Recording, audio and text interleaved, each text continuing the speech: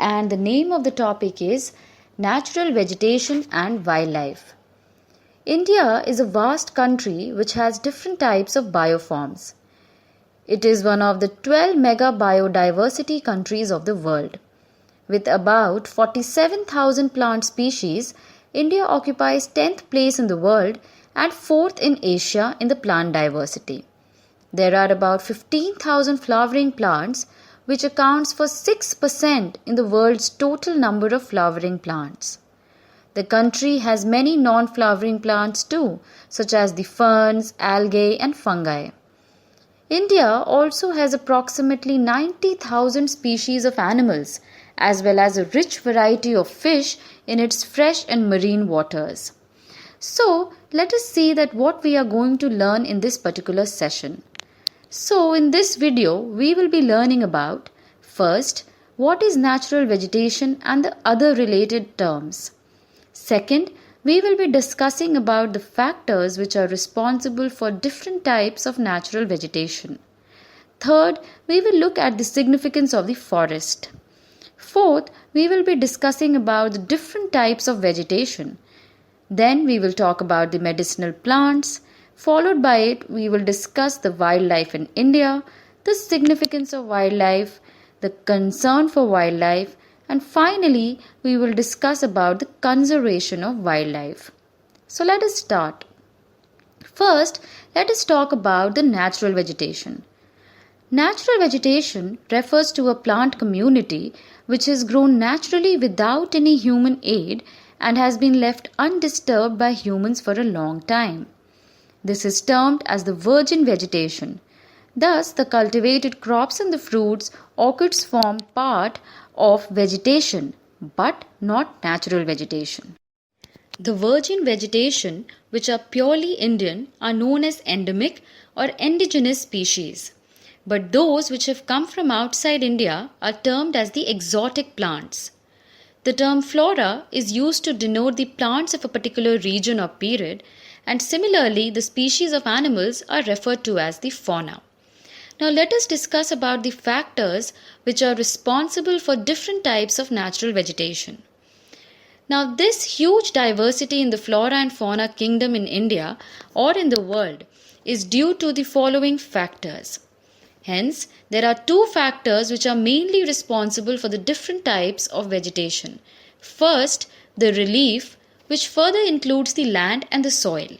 And second is the climate, which includes temperature, photoperiod, that is sunlight, and the precipitation, which is the rainfall. So let us discuss each of these factors in detail now. First, let us talk about relief, under that land. Land affects the natural vegetation directly and indirectly. In other words, the nature of land influences the type of vegetation. The fertile level is generally devoted to agriculture, whereas the undulating and the rough terrains are areas where grassland and woodlands develop and give shelter to a variety of wildlife. Now let us talk about soil. The soils also vary from space to space. Different types of soils provide bases for different types of vegetation. For example, the sandy soils of the desert support cactus and thorny bushes, while the wet, marshy and deltaic soils support mangroves and deltaic vegetation. The hill slopes with some depth of soil have conical trees. So this is how the relief affects the type of vegetation. Now let us discuss about the another factor, that is the climate. Now, in climate, let us talk about temperature. The character and extent of vegetation are mainly determined by temperature along with the humidity in air, precipitation and soil.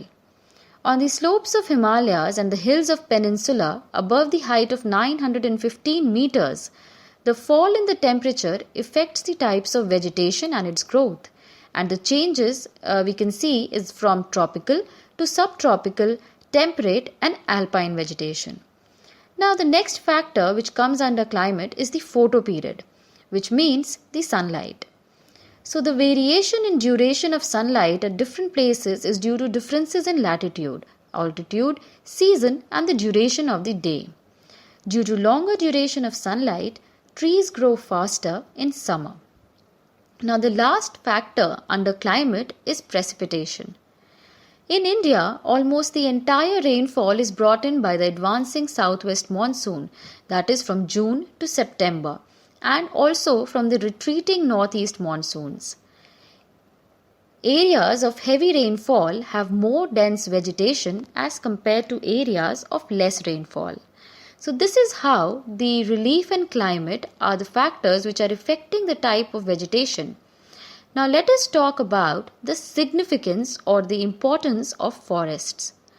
Forests, as we all know, are renewable sources and play a major role in enhancing the quality of environment. They modify the local climate, control soil erosion, regulate stream flow, support a variety of industries, provide livelihood for many communities, and even offer panoramic or scenic view for recreation. They control the wind force and temperature and even cause rainfall. They provide humus to the soil and shelter to the wildlife. So this is about the significance of forest. Now, let us finally discuss about the different types of vegetation. So, the following major types of vegetation may be identified in our country. First, the tropical evergreen forest. Second, tropical deciduous forest. Third, the tropical thorn forest and scrubs. Fourth, the montane forest. And fifth, the mangrove forest. Now, let us discuss each of these forests in detail. First, let us talk about the tropical evergreen forest. Tropical evergreen forests are restricted to heavy rainfall areas of the Western Ghats and the island groups of Lakshadweep, Andaman and Nicobar, upper parts of Assam and Tamil Nadu coast. They are at their best in areas having more than 200 centimeters of rainfall with a short dry season. The trees reach great heights up to 60 meters in the tropical evergreen forest. Since the region is warm and wet throughout the year, it has a luxuriant vegetation of all kinds, that is trees, shrubs and creepers, which gives it a multi-layered structure. There is no definite time for trees to shed their leaves. As such, these forests appear green all round the year, and hence they are called the tropical evergreen forest. Now, some of the commercially important trees of this forest are ebony, mahogany, rosewood, rubber and cinchona. The common animals which are found in these forests are the elephant, monkey, lemur and deer. The one-horned rhinoceros are even found in the jungles of Assam and West Bengal. Beside these animals, plenty of birds, bats, sloth, scorpions and snails are also found in these jungles. So these were some characteristic features of the tropical evergreen forest. Now let us move on to talk about the next type of forest, that is the tropical deciduous forest. These are the most widespread forests of India.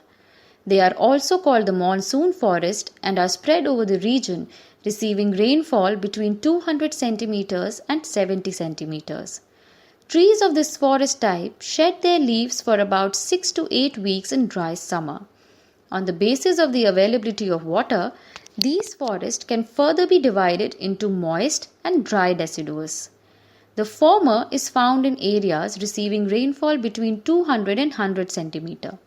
These forests exist, therefore, mostly in eastern part of the country, the northeastern states along the foothills of the Himalayas, Jharkhand, West Odisha and Chhattisgarh, and even on the eastern slopes of the Western Ghats.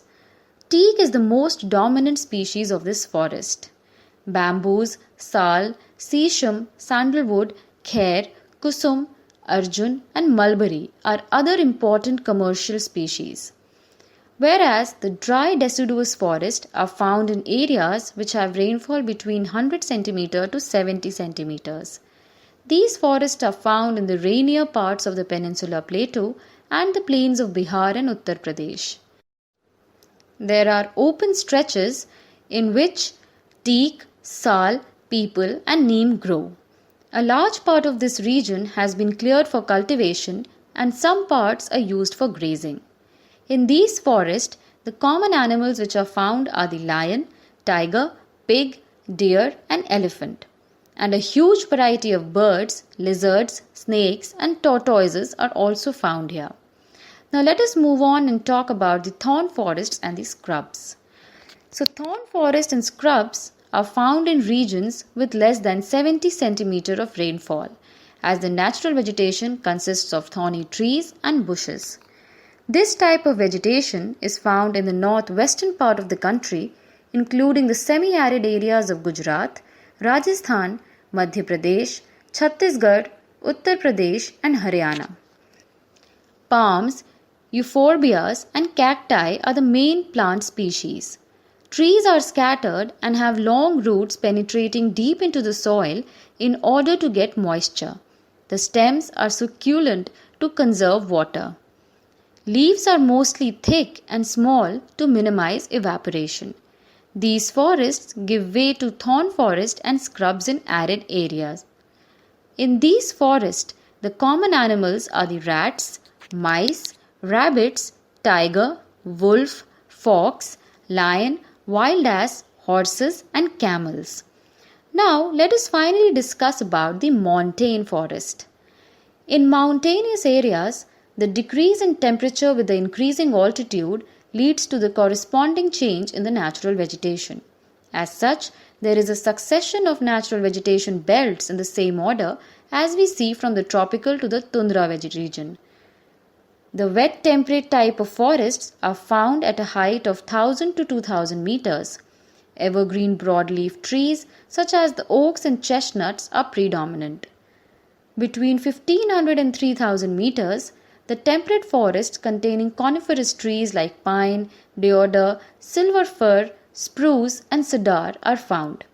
These forests cover mostly the southern slopes of the Himalayas, places having high altitude in southern and northeast India.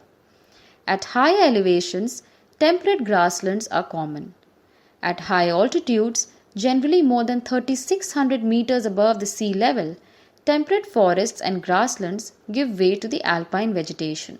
Silver fir, junipers, pines and birches are the common trees of these forests. However, they get progressively stunted as they approach the snow line.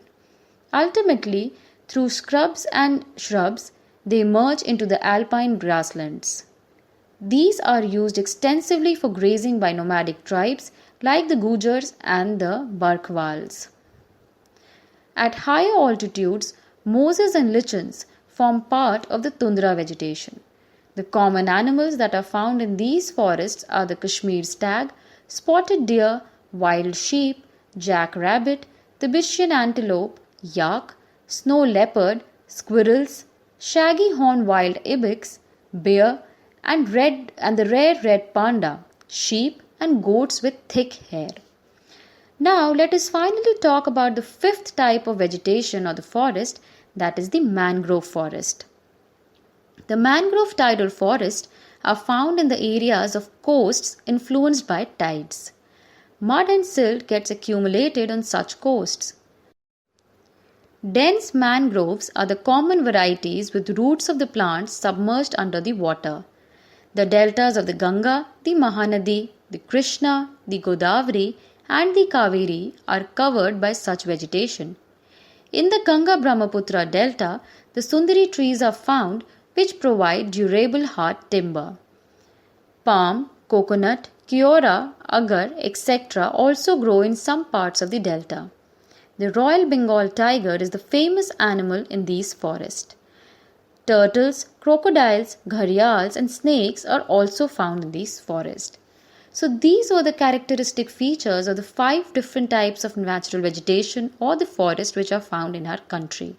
Now let us talk about some of the medicinal plants.